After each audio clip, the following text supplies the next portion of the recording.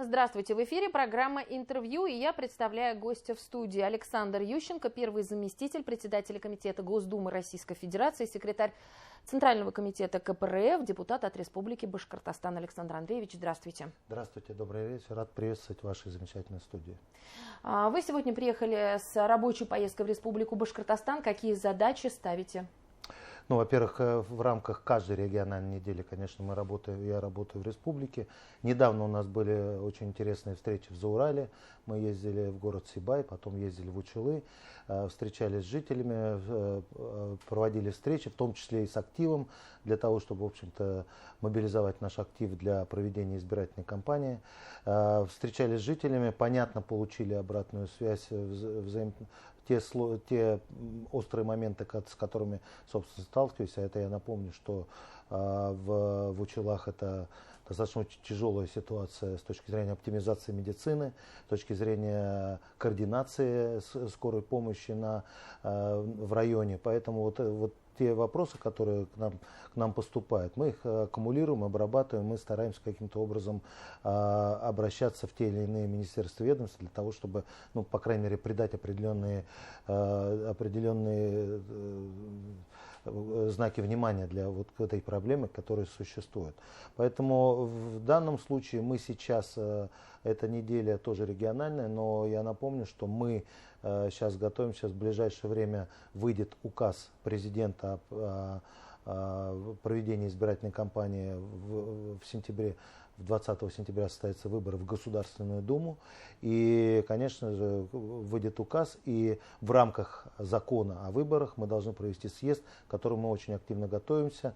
Соответственно, вся определенная организационная часть подготовки практически уже сделана. Отработаны документы, отработаны вопросы кадровой комиссии для того, чтобы представить команду, которая будет представлять партию на выборах в Государственную Думу. И, конечно, мы до этого провели все наши организационные части с республиканским комитетом партии. Мы провели в том числе и конференции, и семинары для того, чтобы, в общем-то, сформулировать определенные предложения от республиканского комитета к съезду.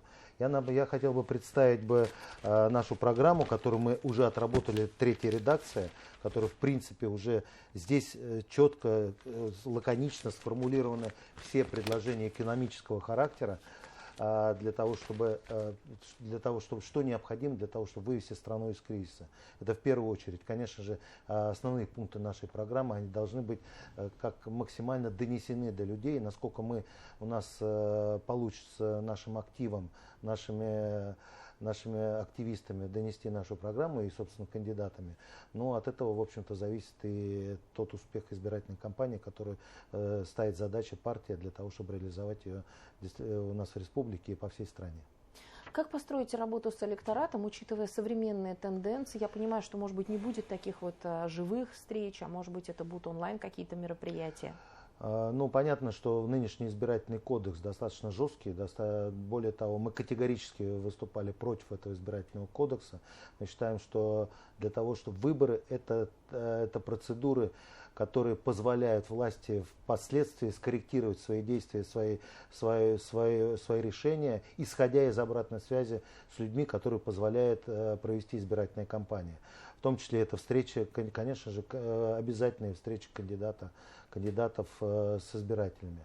Только личное общение. Понятно, что у нас существуют там и социальные сети, и разного рода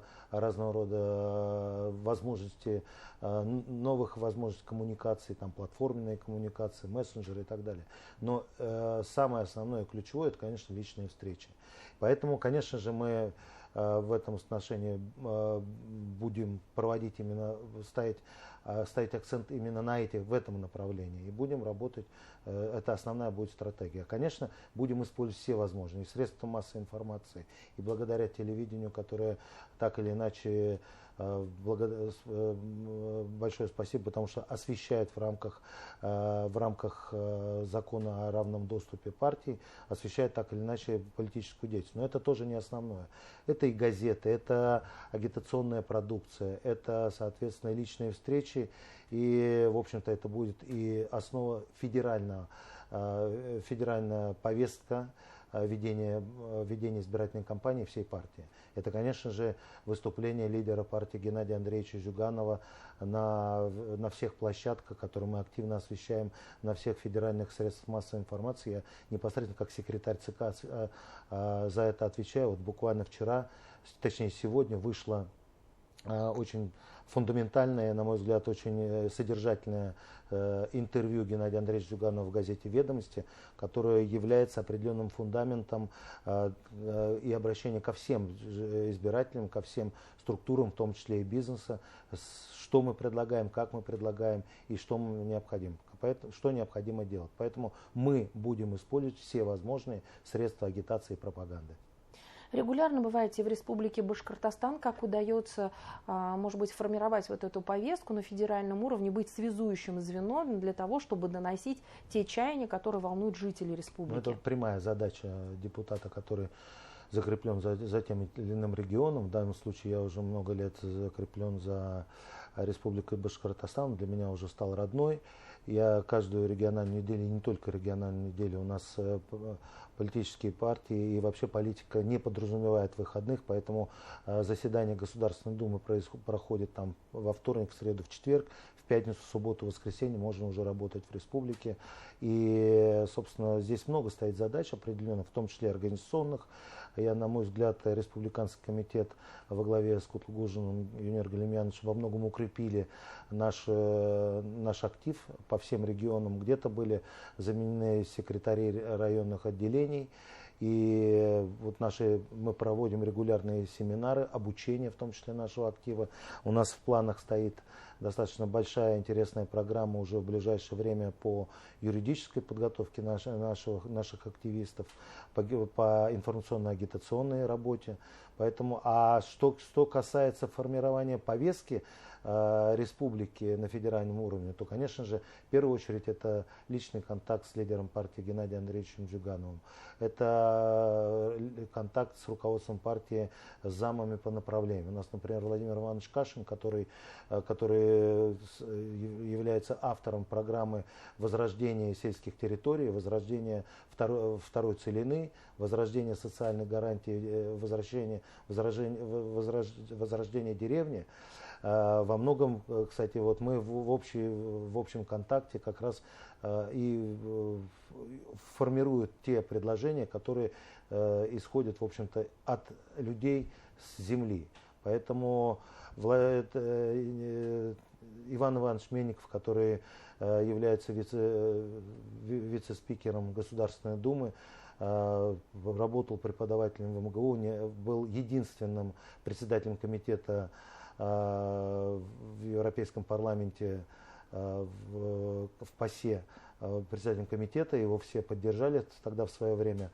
Он возглавляет штаб выборных кампаний, поэтому в том числе и формируем здесь определенную повестку. Юрий Афонин всю организационную часть ведет, заместитель председателя партии, который тоже, он очень хорошо знает республику, здесь тоже работал, поэтому, конечно же, удается в этом. Ну и, конечно же, в работе Государственной Думы, в том числе и в комитете, и в других комитетах, у нас, я напомню, наши представители возглавляют 6 комитетов, важных комитетов. Нина Останина возглавляет комитет по поддержке семьи, материнства и детства. Мы тоже активно работаем, потому что очень много обращений, в том числе и социальных гарантий поддержки семей.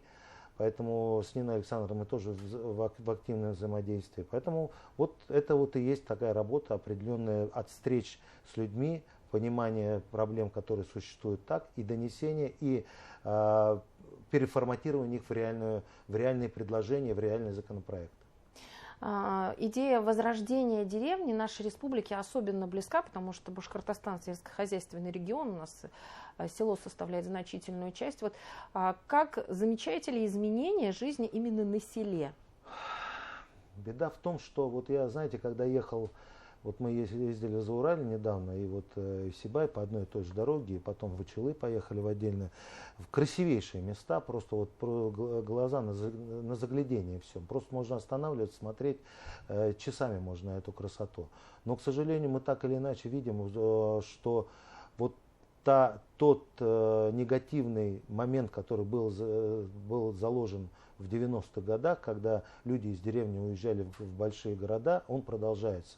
Нет работы, нет занятости, нет социальных гарантий. Поэтому многие молодежь старается себя видеть, реализовывать себя в крупных городах. Что мы по итогу имеем? Мы по итогам имеем в Москве уже более 12 миллионов живет, точнее ночует, а днем находится более 15 миллионов. Но это катастрофически огромный конгломерат, который уже не совсем справляется. Тем самым мы теряем ту самую основу. То есть, когда люди переезжают в крупные города, малые города пустеют. Соответственно, деревни увядают в этом отношении, когда работы нет. Поэтому именно программа наша возрождения сельских территорий основана на поддержку деревни и возрождение сельского хозяйства. Основана на этом, потому что именно сельское хозяйство является основой сегодня того, чтобы государство имело возможность накормить своих жителей и действительно обеспечить ту продовольственную безопасность, которая сегодня необходима. Ну и, разумеется, не могу обойти вниманием тему СВО. КПРФ, как и все, наверное, сейчас помогает всей стране. Какие действия были сделаны, что делаете, как помогаете? КПРФ с самого первого дня, я напомню, недавно мы 6 июня отмечали годовщину первого конвоя, а я напомню, 6 июня 2014 года. Первый конвой пошел из южных наших регионов, из Ставрополя, был сформирован на Кавказе, и пошел как раз первый конвой, гуманитарный конвой жителям Донбасса в 2014 году, 6 июня, в день рождения Пушкина, в день русского языка. Сегодня недавно мы отправили 155-й конвой, и накануне съезда у нас готов 156-й конвой. Это несколько 20-тонников, это сотни мотоциклов. Это, соответственно, то, что необходимо фронту. Мы берем заявки, у нас очень хорошее взаимодействие с подразделениями. Я сам неоднократно туда выезжал, потому что я закреплен от партии, в том числе из Запорожской области. У меня много личных контактов с бойцами, командирами подразделений, которые дают нам заявки. Недавно я отправил экипировку для своих друзей, подразделений, которые воюют, выполняют задачи под Красноармейском. Я туда отправил. И сейчас мы готовим 156-й конвой, в котором сформирован подзадача. Поэтому эта работа системная. Она, в том числе и Республиканский комитет партии во главе с Унергом Емельяновичем Кутлугужем активно работает в этом отношении. Недавно собрали определенную сумму, купили оптоволокно, доставили тоже по заявке подразделения, доставили на фронт. Поэтому эта работа ведется системная, активная, и я думаю, что вы много видели сюжетов по телевизору, этому уделяется очень большое внимание, и в частности мы активно работаем для того, чтобы это было освещено. Александр Андреевич, спасибо огромное, что вы пришли к нам в студию, ответили на наши вопросы. Спасибо. Это была программа «Интервью». Спасибо, что были с нами.